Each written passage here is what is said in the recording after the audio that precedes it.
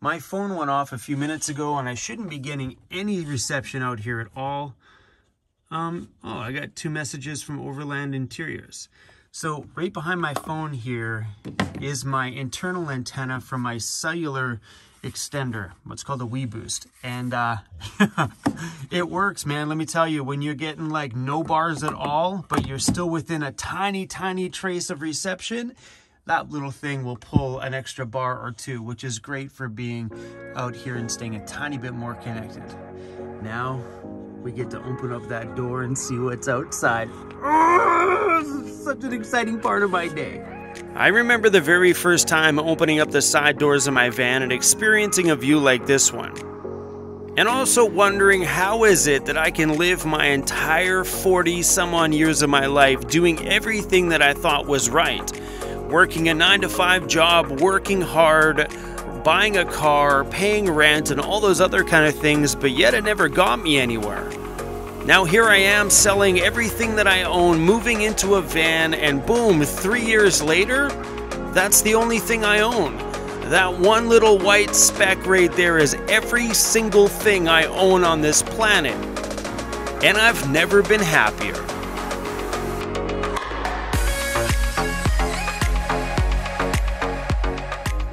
Crazy, it's just a chair, buddy. Hey, you don't like it? You tell him, bro. You tell him. You tell him. When we got to this spot here last night, Mr. Cruzy didn't go outside at all because it was a little dark. And he didn't notice the chairs. Gets outside this morning. He's like, oh, heck no. This is our camp spot. We're actually just going to make ourselves some breakfast and we're going to head on down the road. I noticed when I had my drone up in the air that there is a dirt road on that side. So I think we might go shove the van back there and kind of maybe see where it goes. But I'm really excited about something this morning. So the other night, I was at a campfire with Jeff, Joseph, and Emmy. And I seasoned my cast iron pans over the campfire. And today's the day I get to put those to some use. All right, you guys, look at that. So I am not the master at seasoning, but what I did with my Lodge pans, this is my original one. I took a sander and I sanded out the bottom because it was super rough like the bottom before. So I sanded off the original seasoning and followed the directions of Cowboy Kent Rollins, I think his name is, and seasoned it, and it turned out really, really good. After I was finished on the campfire, the next day I noticed it was a bit splotchy. So what I did is I pulled out this and just kept heating it, let the oil burn off, rub on some more, let the oil burn off, rub on some more. And I kept doing that until it turned out like this. But the campfire was only half the process. The rest of the seasoning I did right here. Cruzy, what's going on? What's going on? What's back there? Let's go check it out. What is it? Come on, what is it? What's over here, buddy? Hey, I don't see anything.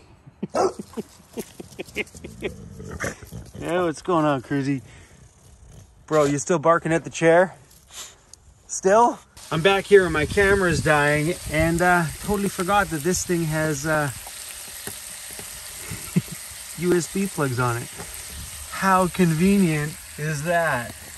I'm definitely not driving down that road. That's like one of those big, like, mining dump trucks. That thing will probably take up the width of that road. Yeah, not going that way. What's wrong, buddy? Get it! Get the chair! Get the chair! Get it! Get it!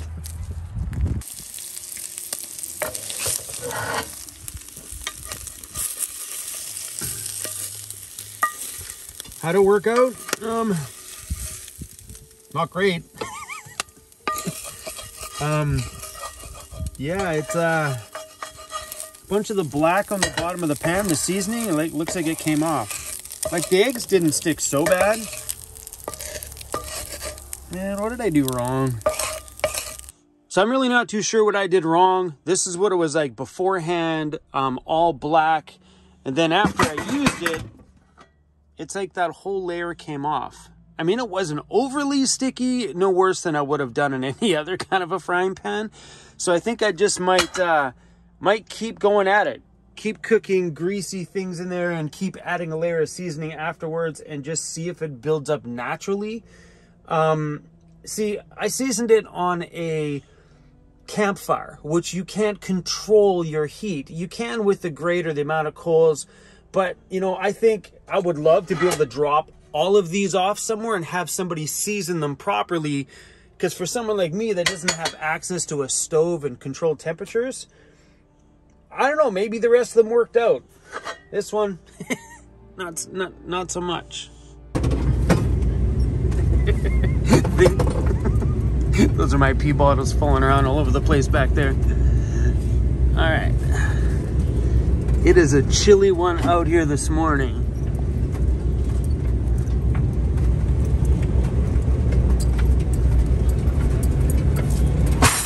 Oh! I forgot to shut my drawer. Okay. So, this summer when I went out to go see Andy at Overland Interiors, he put a fail stop on my back drawer. Ugh. He put a simple little thing here. So if you can see back there, there's the clip that my latch goes onto, and behind it, it just has another L bracket. That L bracket stops this from coming out any farther than that, and I'm thankful for it, because on days like today when I forget to, you know, latch this shut, because, you know, now it's locked, but sometimes I just like let it shut about yay far and I forget. Well, yeah, it needs to be like latched. We're good. I don't know what's happened in the last year, but something changes in me every time we leave the pavement and get onto the dirt road. Something about the inside of my soul just calms right down. This is where I feel at home these days. Drove by a sign back there that says that there's a few lakes up here with campsites, so we're gonna go scope out the campsites and check them out. Looks like they're property of the logging company that owns the land up here. And these roads are actually pretty decent. This one here looks like it's been freshly graded like yesterday. It's pretty good.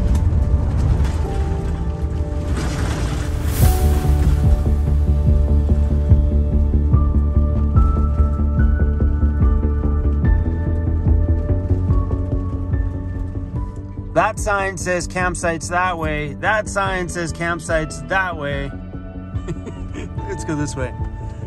That one's campsites 3 kilometers. And this one's campsites 6 and 4.5 kilometers. So Willington Point and Wolcott Lake. And be careful, this is an active logging road. I spent a lot of time this winter being very social. A lot of campfires in the backcountry with some friends. A lot of nights at the brew pub having some beers. It's nice to be social sometimes, but I learned something very big this winter is I can only take it for so long. I don't want to be with people anymore. It's weird because this backcountry thing is calling me and it's loud and clear.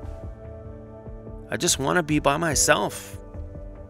I just want to get lost out here in the backcountry, because when I'm lost in the backcountry, I don't feel lost inside. Does that make any sense? Out here, things are just clear. I know what I want.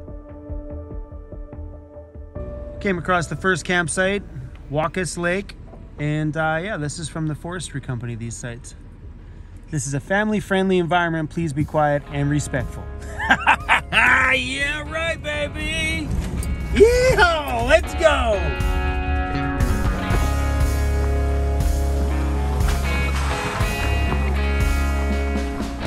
So far, there's no campers in here. Holy crap. Wow. Look at these sites.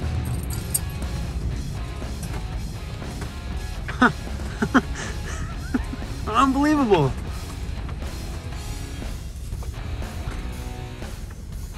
It's got its own little dock.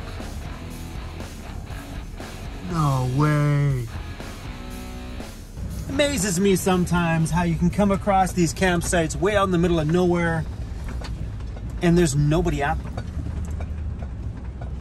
Oh my gosh, just nothing but views. And nobody. Wow. All right, Timber West campsite rules. Arrival time 1 p.m. Must leave by 11 a.m. Lock gate, be respectful, security, environment. I think these are free. I don't see anything in here about price. Maybe. But look at that. So we're gonna drive over and check out the other side of the campsite.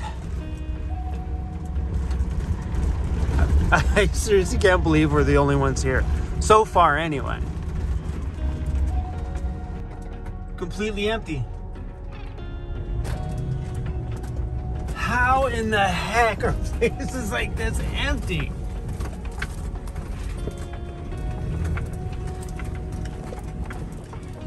There's an outhouse, recycling, garbage cans.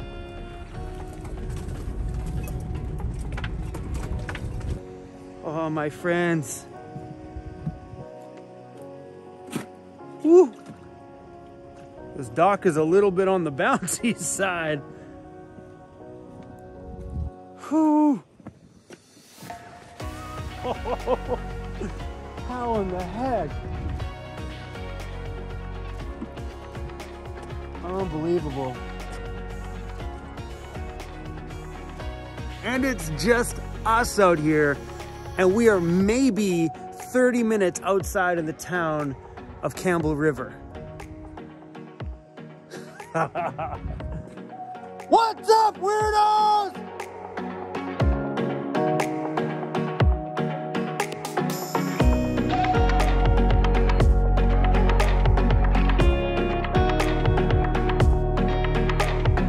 And because my life is about exploring, we're gonna go down there and check out that one too.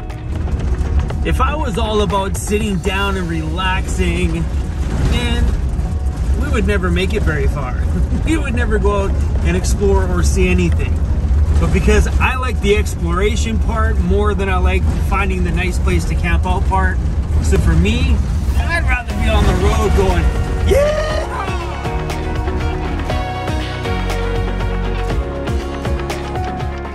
And look who it is. I was right. It's just the two of us. Willington Point campsite. It says reservation only. Oh, driving into this deep wooded area feels so wicked. Heck yeah.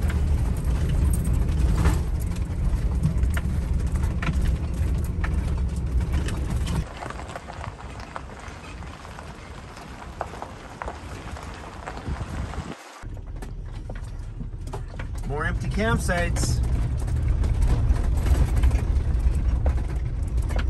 All these spots with the lake view, completely empty. Yeah. Oh my gosh, the snow-dusted mountains back there.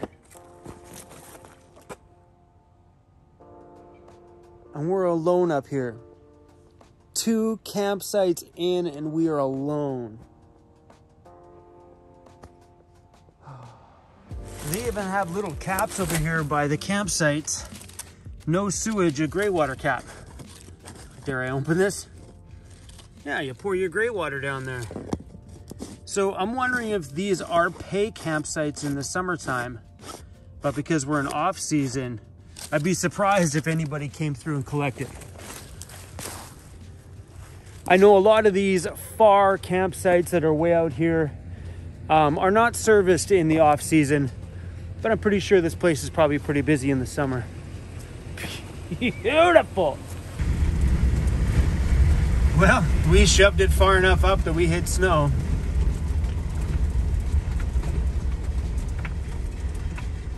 Huh. This says no trespassing. Looks like there's a mine, or they've been doing some mining or whatever up there, but all these signs here say no trespassing. Well, this is where we turn around.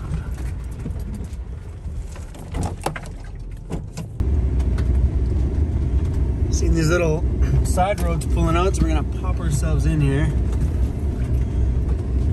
and see where this. Whoa, that's a little steep.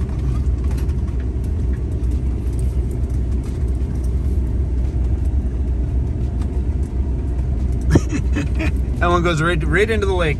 Blunk. Come on, focus. Yeah, that's just like a little boat launch, it looks like.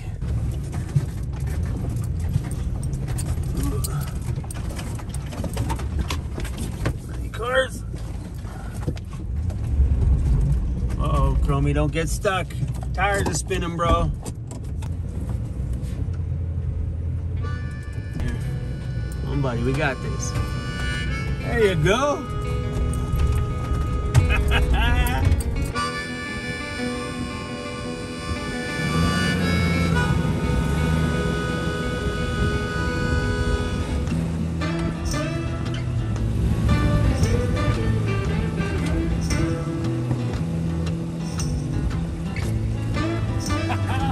Heck yeah. That was perfect.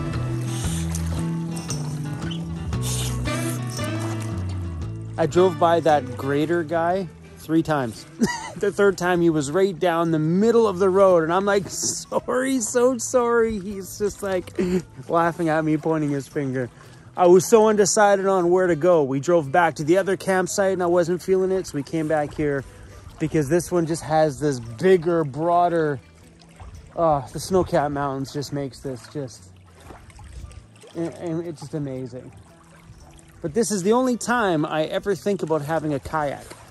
So a year and some ago, a subscriber sent me an inflatable kayak, which once you use it, dry it out, try to pack it back in the same box it fit in and try to fit it in the same hole every time without it being any bigger than it was originally, impossible. So I never ended up using it, ended up handing that over to another set of van dwellers that were traveling. But this is the only time where I wish I had one that I never had to put together, never had to inflate, that I could just literally unload it, toss it, throw the dog in it, and me and him, off we go out by ourselves. One day I will have a van large enough that I can keep a kayak with me. One day. This whole van life has flipped my world upside down. I was a nightclub DJ and a city boy through and through before all of this stuff happened to me. A lot has changed over the last few years, and I definitely can feel it inside. Because when I close my eyes and think back, I love nothing more than a graffiti-covered, pea-smelling alley as I enter the nightclub through the back door. Nothing better than a ram-packed, over-capacity nightclub that you could just feel the sweat in the air. I used to love that stuff. Now, all I want to do is be way out here, all by myself in the middle of the backcountry with my own thoughts. Wow, this van life has changed who I am. It's weird because I own less things in my life today than I ever did, and I've never been happier. And hold on a second, that sound of that harmonica in the background? I should learn how to play harmonica. If I'm gonna be out here all by myself in the middle of the woods, playing harmonica just sounds like a good idea. Listen to that. Oh yeah, being alone, the best thing in the world.